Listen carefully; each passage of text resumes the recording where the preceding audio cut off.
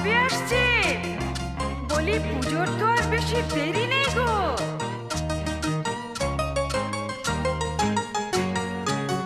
Thakurji